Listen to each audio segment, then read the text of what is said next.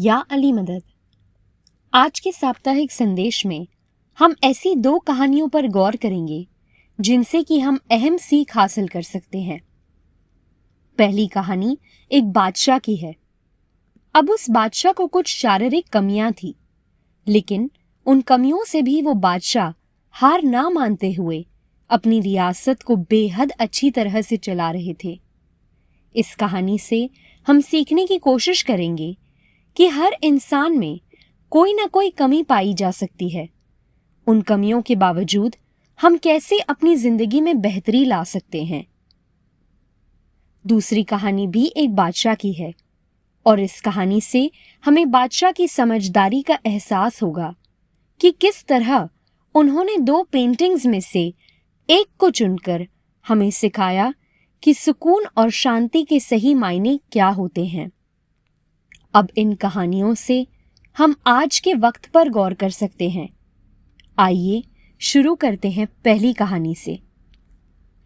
इस कहानी में एक बादशाह थे और उनके पास सिर्फ एक आंख और एक ही पैर था।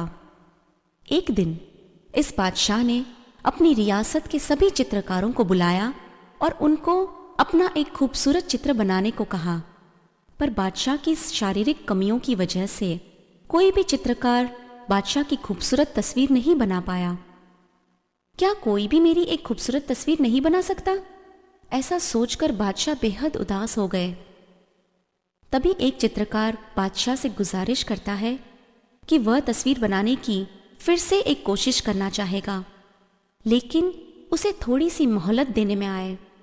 तो बादशाह ने उस चित्रकार को फिर एक दिन की मोहलत दी।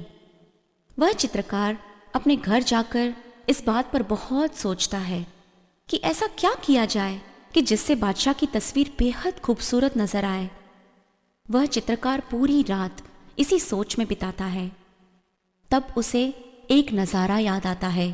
थोड़े समय पहले उस चित्रकार ने बादशाह को शिकार करते हुए देखा था। जबकि बादशाह के एक ही पैर और एक ही आंख थी, लेकिन यह खामियां भी उन्हें शिकार करने से नहीं रोक पाई थी। वह अपने एक घुटने के बल से और एक आंख से निशाना ताक कर शिकार करते थे। इस नज़ारे को याद करके सुबह उठकर वो बादशाह की एक तस्वीर बनाता है और उस तस्वीर को लेकर बादशाह के दरबार में हाजिर होता है। उस तस्वीर को देखकर बादशाह बेहद खुश होते हैं कि चित्रकार ने उनकी शारीरिक कमियों को एक खूबसूरत तस्वीर में बखूबी से पेश किया।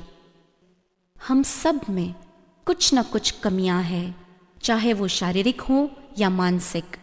हम परफेक्ट नहीं हैं और ना ही हो सकते हैं। इसका अर्थ ये नहीं है कि हम श्रेष्ठता पाने के लिए अपनी ओर से कोशिश न करें, लेकिन इसका अर्थ ये है कि हम हर वक्त अपने आप को पहले से बेहतर बनाने की कोशिश करें और साथ ही यह याद रखें कि न तो हम संपूर्ण हैं और ना ही दूसरे लोग संपूर्ण हैं। हमारी अपूर्णता को बहाने की तरह इस्तेमाल करने के बजाय हम यह कोशिश करें कि कैसे हम उन्हें सही कर सकते हैं।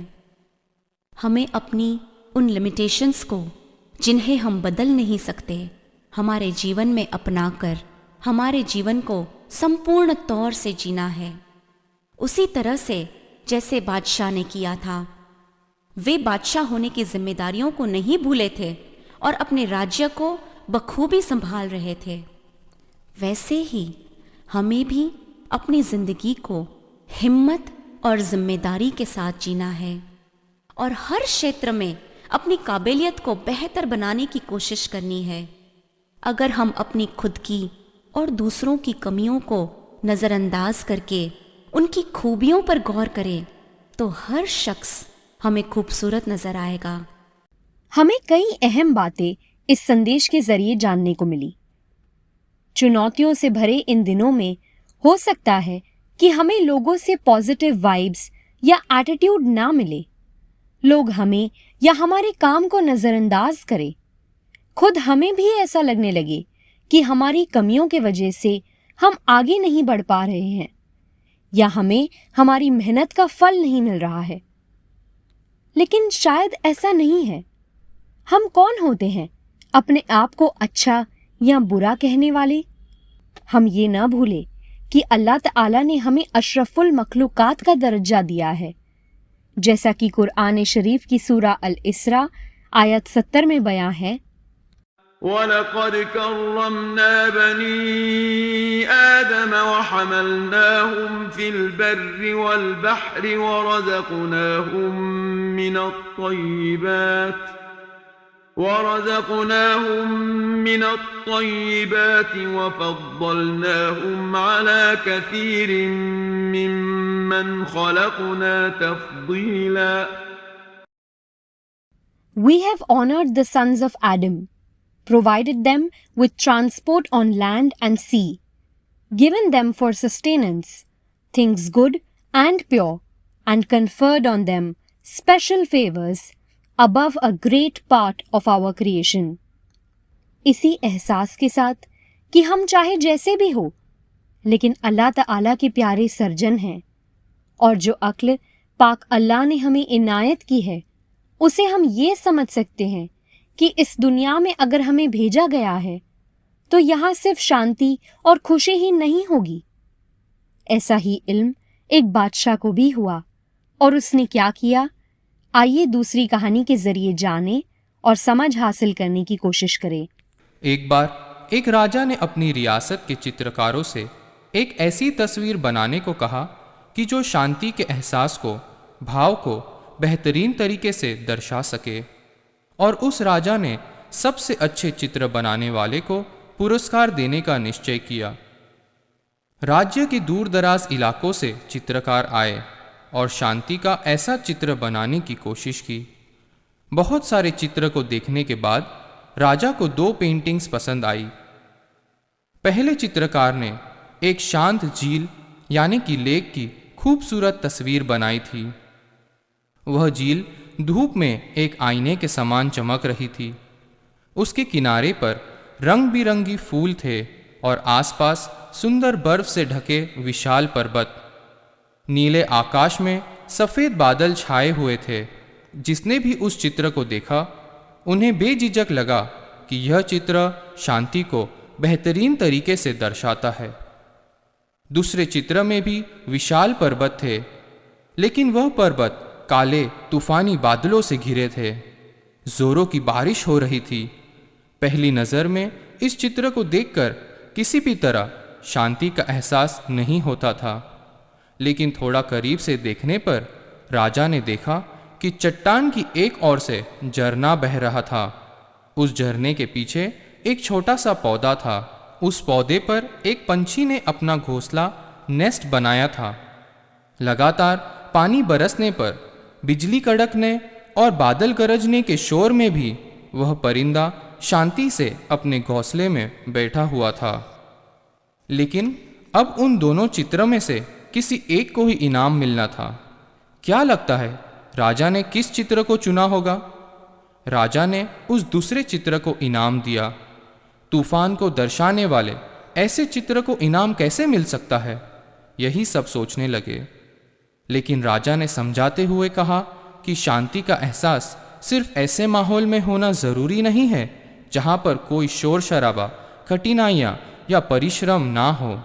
सही मायनों में शांति का एहसास ऐसे मुश्किल हालात और माहौल में भी होना चाहिए।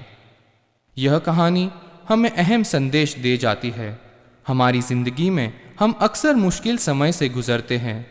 शायद हमारे हालात ठीक न हो और इस कारण हमें निराशा और नाउमीदी का एहसास हो सकता है। हमें शायद हार मान लेने का, सब छोड़ देने का ख्याल आए, गिव अप करने का मन करे।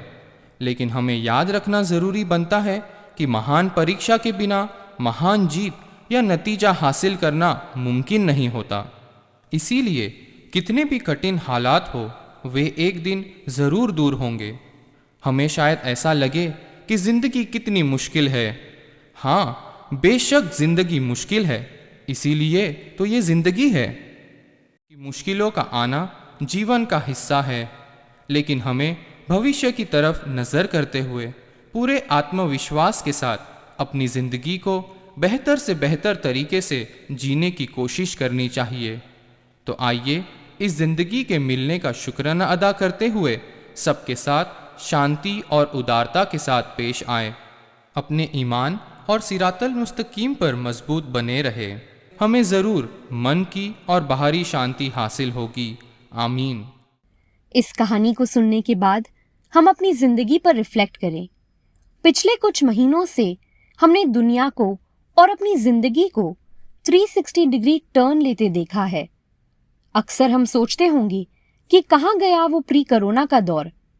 न्यूज में हमने सुना होगा how things were BC before corona. लेकिन क्या हम अभी चल रहे वक्त को, अपने आने वाले कल को उदास होकर, डिस्पॉन्डेंट होकर यूं ही बीत जाने देंगे? आज जो कीमती वक्त हमें मिला है उसे जाया होने देंगे? हम अपने पाक पैगंबर सल्लल्लाहु अलैहि व आलिहि वसल्लम से समझ सकते हैं कि जिंदगी मुश्किल जरूर है, लेकिन इसीलिए तो वो जिंदगी है। ऐसे में आप सल्लम फरमाते थे, ओ अल्लाह, there is no ease other than what you make easy. If you wish you can ease sorrow. तो हम रिफ्लेक्शन के साथ विदा हो कि जिंदगी के विशाल कैनवस पर हम किस तरह के रंग भरना चाहते हैं। या अली मदद।